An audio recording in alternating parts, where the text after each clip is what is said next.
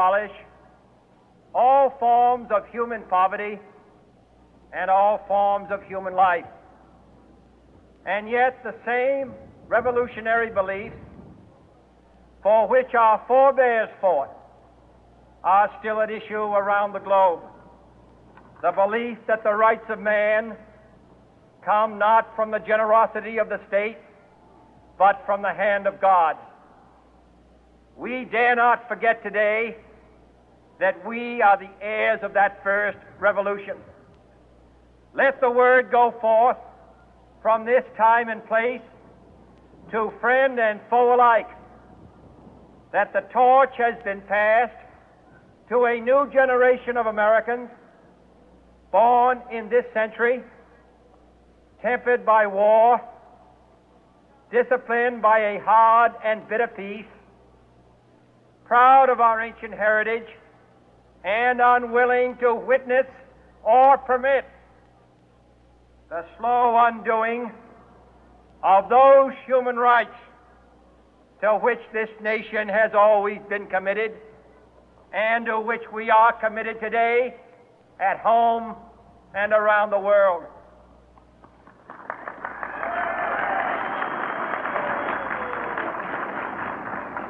Let every nation know, whether it wishes us well or ill, that we shall pay any price, bear any burden, meet any hardship, support any friend, oppose any foe to assure the survival and the success of liberty.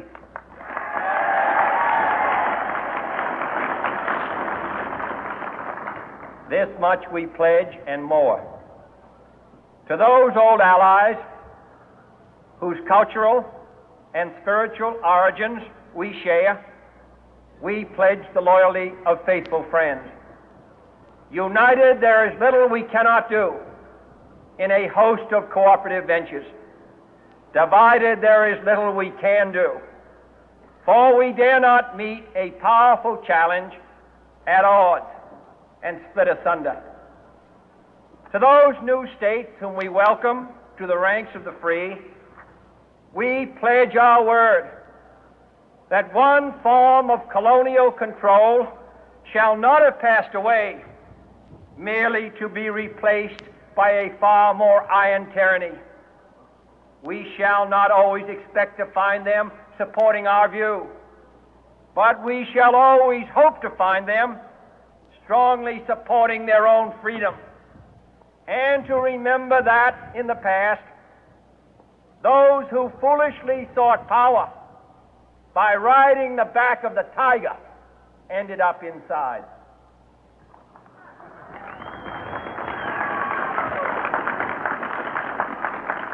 To those people in the huts and villages of half the globe struggling to break the bonds of mass misery, we pledge our best efforts to help them help themselves for whatever period is required, not because the communists may be doing it, not because we seek their votes, but because it is right.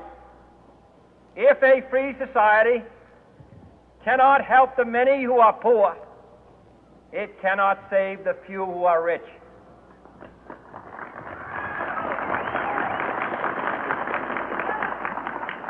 To our sister republics south of our border, we offer a special pledge to convert our good words into good deeds, in a new alliance for progress, to assist free men and free governments in casting off the chains of poverty. But this peaceful revolution of hope cannot become the prey of hostile powers. Let all our neighbors know that we shall join with them to oppose aggression or subversion anywhere in the Americas.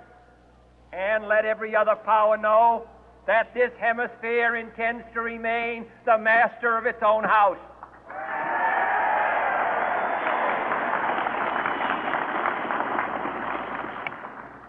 To that world assembly of sovereign states, the United Nations, our last best hope, in an age where the instruments of war have far outpaced the instruments of peace, we renew our pledge of support to prevent it from becoming merely a forum for invective, to strengthen its shield of the new and the weak, and to enlarge the area in which its writ may run.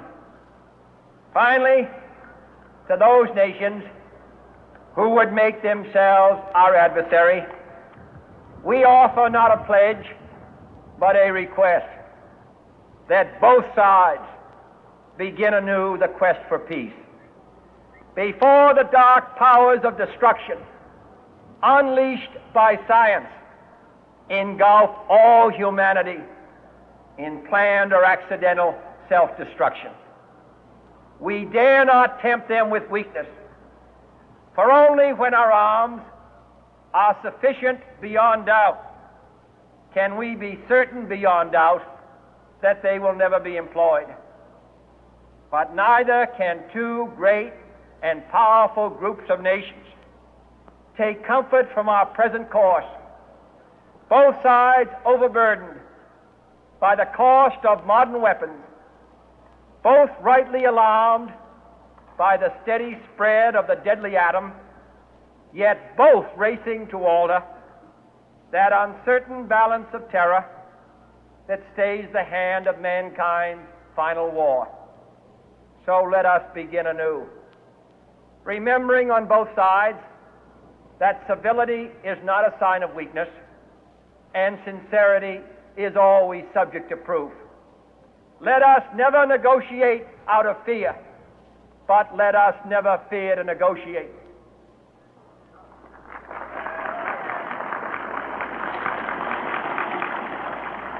Let both sides explore what problems unite us, instead of belaboring those problems which divide us.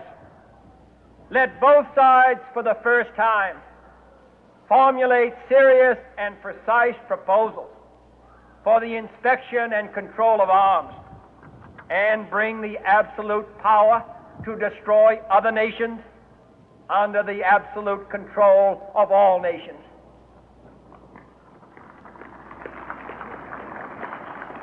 Let both sides seek to invoke the wonders of science instead of its terrors. Together, let us explore the stars, conquer the deserts, eradicate disease, tap the ocean depths, and encourage the arts and commerce.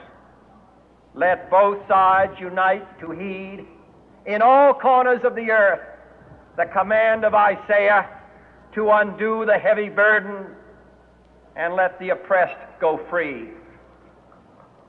And if a beachhead of cooperation may push back the jungle of suspicion, let both sides join in creating a new endeavor, not a new balance of power, but a new world of law, where the strong are just and the weak secure and the peace preserved.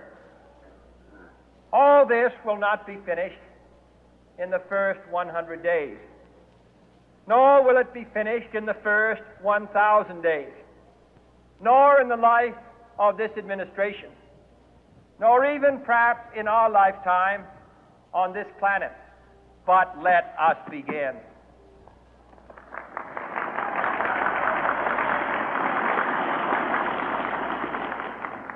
In your hands, my fellow citizens, more than mine, will rest the final success or failure of our course.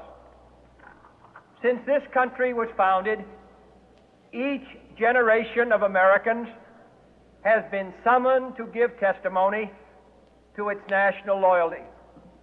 The graves of young Americans who answered the call to service surround the globe. Now the trumpet summons us again, not as a call to bear arms, though arms we need, not as a call to battle, though in battle we are, but a call to bear the burden of a long twilight struggle, year in and year out, rejoicing in hope, patient in tribulation, a struggle against the common enemies of man, tyranny, poverty, disease, and war itself. Can we forge against